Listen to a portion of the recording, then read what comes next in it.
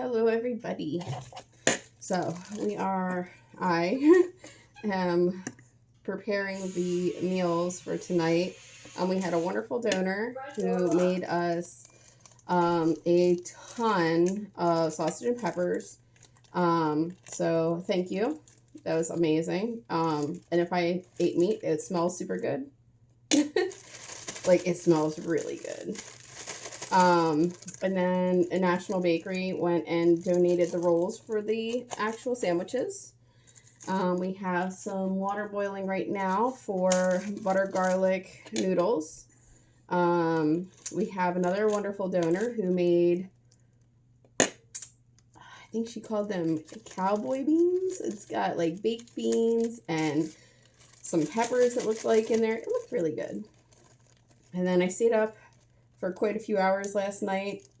I made zucchini bread, so I'm turning this is not brownies, this is zucchini bread, into individual servings so we could just hand these out. Don't want like the sausage and peppers getting all ooey gooey on top of them. Doesn't sound too pleasant. But I just wanted to touch base because I haven't done that in a while. It's been quite an emotional roller coaster over the past couple weeks.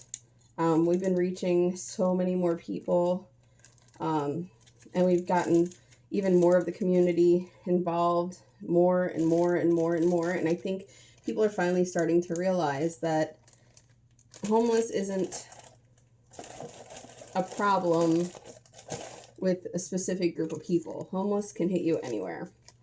And I was telling someone today, and it really, like, as I was saying the words, it really hit me hard. But imagine having to teach someone at 65 years old how to be homeless because they've never done it before and never had to before. But all you need is one bad thing to happen.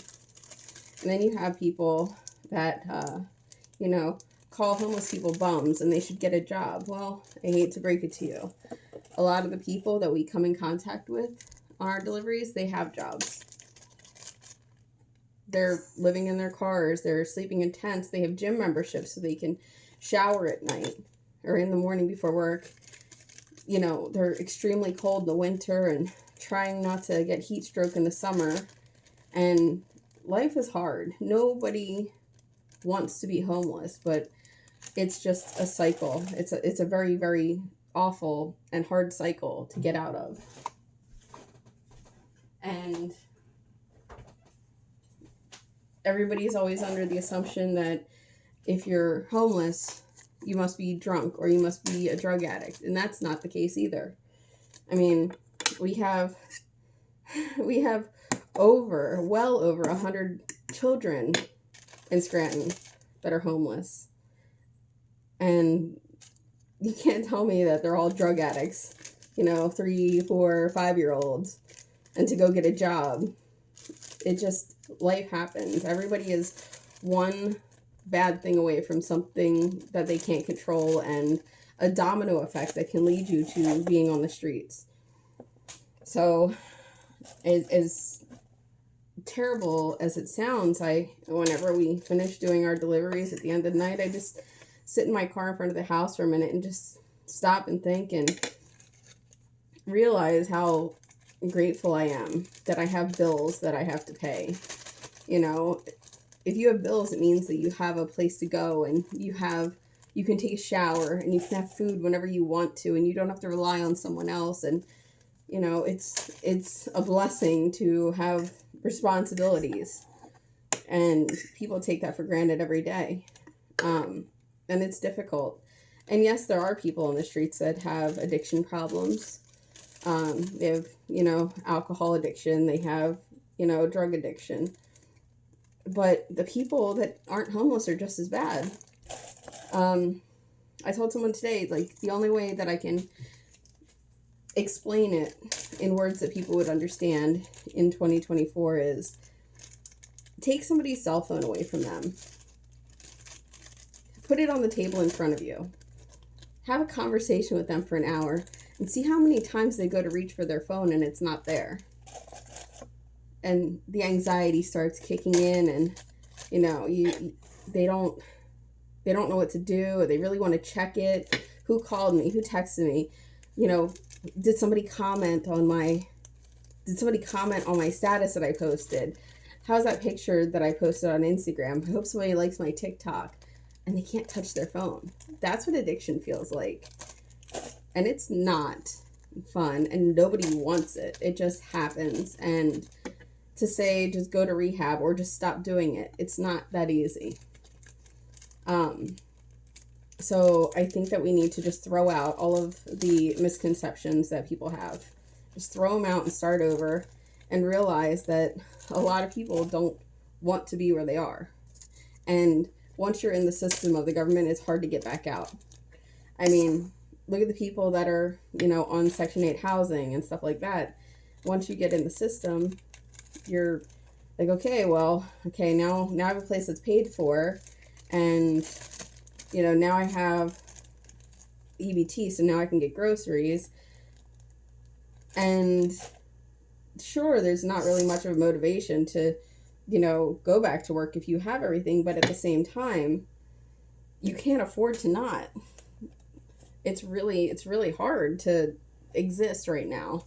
And it's really disheartening when you see people that are younger, 18 and 19 years old, and they're on the streets. We had a girl a couple months ago, and she turned 18 and that was it. She was on the streets. She didn't have any parents. Her parents both died. But she really didn't know how to do life.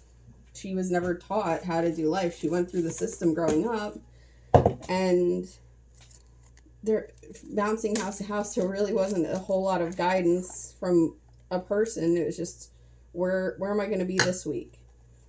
And it's a shame. Our system is so broken, and broken systems make broken people. And, we're here to help as much as we can. We're doing the job of the nonprofits in the area that don't communicate with each other. We're doing the job of the cities and trying to help people get their paperwork figured out, and to just show some kind of humanity towards people instead of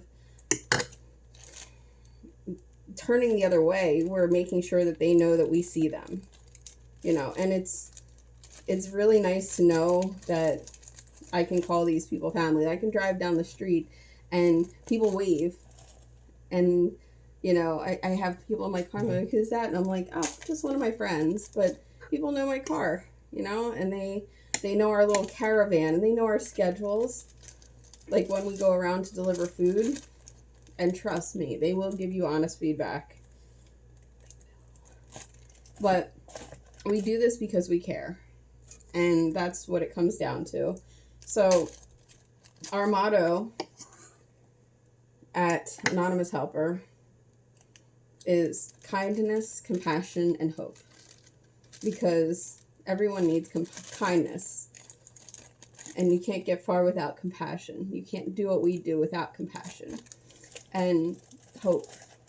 It helps us feel hopeful for the future, and it helps the other people feel like there's hope of them getting out of the cycle that they're stuck in. And that's what we want to do, is we want them to feel that they're not alone in this, and that they always have somebody. So I just wanted to touch base and reach out and just give a little bit of why we do what we do. But I'll post more often, and I'll keep you in touch and in the loop. But until then, check out some of the other videos. There's videos from City Hall where we bring up all the stuff that people don't want to talk about. And there's a couple videos from the news where they just follow us around and, see what we do. But until next time, I'll catch you guys later.